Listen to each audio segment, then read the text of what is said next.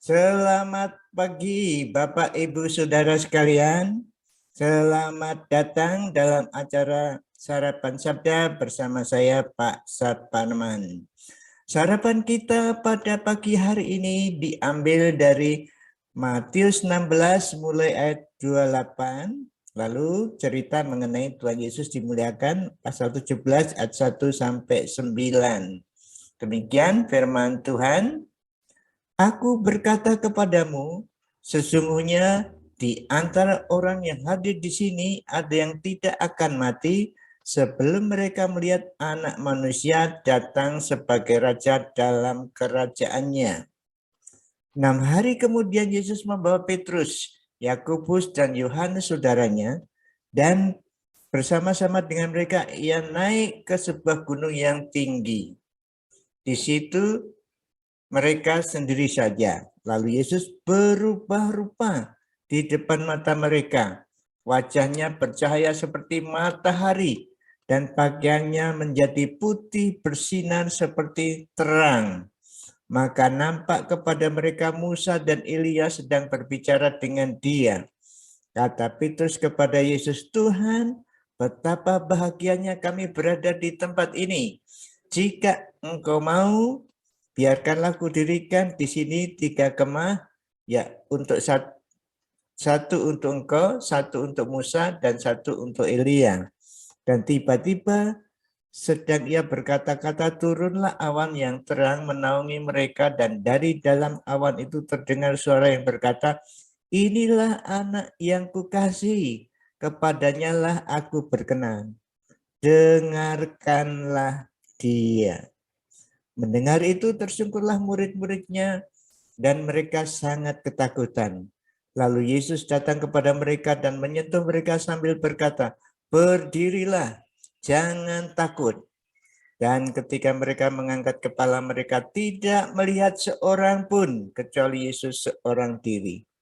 Pada waktu mereka turun dari gunung, Yesus berpesan kepada mereka, jangan kamu ceritakan penglihatan itu kepada seorang pun. Kepada seorang pun. Sebelum Anak Manusia dibangkitkan dari antara orang mati. Nah, Bapak Ibu Saudara sekalian, kita akan renungkan ayat yang sulit itu ayat berapa tadi? Ayat 28 ya, pasal 16. Aku berkata kepadamu, sesungguhnya di antara orang yang hadir di sini ada yang tidak akan mati sebelum mereka melihat Anak Manusia datang sebagai Raja dalam kerajaannya. Ini siapa ini? Berarti di situ ada orang yang hidup terus sampai Anak Manusia datang sebagai Raja. Nah, ini penjelasannya sebenarnya ada di dalam ayat 1 pasal 17 sampai 9 tadi. Di sana Petrus, Yakobus, dan Yohanes ditunjukkan suasana kerajaan yang akan datang. Jadi sebenarnya Yesus mengatakan kepada mereka, kamu melihat kerajaan Allah sebelum kamu mati. Jadi Petrus, Yakobus melihat kerajaan Allah, Yesus sebagai Raja dalam kerajaannya dalam bentuk namanya apa ya? Namanya pra kerajaan. Sebelum kerajaan itu datang, lu bentuknya ditunjukkan seperti ini. Ini seperti kalau Bapak Ibu nonton sinetron, kemudian ada reklame, ada iklan, sinetron sesudahnya nanti akan ditayangkan sedikit ya di snapshot apa seperti itu. Jadi ringkasannya sedikit ditunjukkan supaya orang melihat. Jadi ini Tuhan Yesus memberitahukan kepada Petrus, Yakobus, Yohanes ini kerajaan Allah yang akan datang itu sudah datang dalam bentuk singkatannya saja, ringkasannya saja. Ringkasannya adalah Yesus dimuliakan di gunung itu. Di situ dalam kerajaan Allah, di mana Yesus memerintah sebagai Raja nanti, ada Musa, Elia, nah itu artinya orang-orang yang sudah mati tapi dibangkitkan, ya itu. Artinya ada orang mati yang sudah dibangkitkan, yang percaya tentu saja. Kemudian ada Tuhan Yesus nanti memerintah sebagai raja di bumi. Kemudian ada orang biasa, orang yang masih hidup waktu itu. Siapa? Ini gambarannya adalah Petrus, Yakobus, dan Yohanes. Jadi mereka ini sekarang sudah melihat kerajaan surga, kerajaan Allah atau kerajaan surga juga.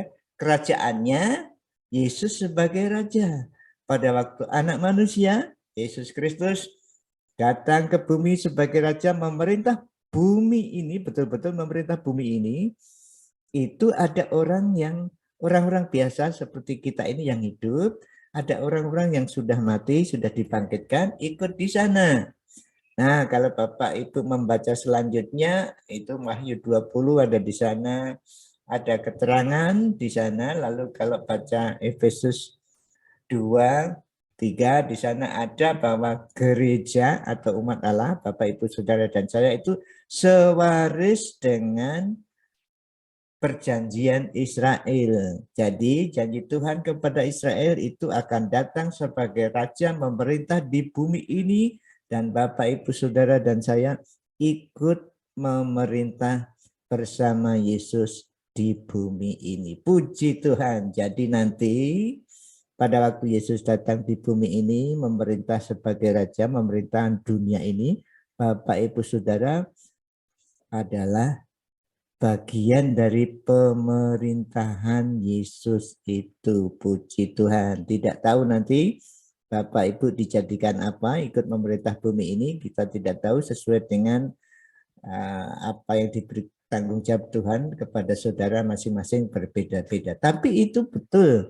Nanti Yesus akan datang di bumi ini, memerintah, saudara jadi pegawai negerinya, dan dunia ini diperintah dengan adil dan makmur benar-benar. Itulah yang dimaksud anak manusia datang sebagai raja, yang dilihat hanya singkat atau ringkasannya saja. Ada Yesus, ada orang yang mati sudah dibangkitkan, lalu ada orang yang hidup benar-benar. Mari kita setia kepada Tuhan Yesus, kita di bumi ini menaati Dia, karena nanti kita akan menjadi ahli waris bersama-sama orang kudusnya, ikut memerintah bumi ini bersama-sama dengan Tuhan Yesus. Kita ucapkan syukur atas rencana Allah yang luar biasa bagi gerejanya itu. Mari kita berdoa. Terima kasih Tuhan, karena Engkau telah merencanakan bahwa kerajaan yang akan datang, di mana Engkau memerintah sebagai raja, itu ada orang yang sudah dibangkitkan, orang percaya yang ikut memerintah bersamamu, dan menjadikan bumi ini menjadi bumi yang adil dan makmur. Terima kasih Tuhan. Terima kasih Engkau memakai kami, mengajak kami berpartisipasi di dalam kerajaan yang adil dan makmur nanti. Dalam nama Tuhan Yesus. Amin. Selamat beraktivitas Bapak Ibu Saudara. Jaga prokes, tetap pakai masker, kemudian jaga jarak, kemudian jauhi kerumunan, cuci tangan sering, kemudian ya tidak usah pergi kalau tidak penting, di rumah saja. Tuhan Yesus memberkati Bapak Ibu Saudara dan saya. Amin.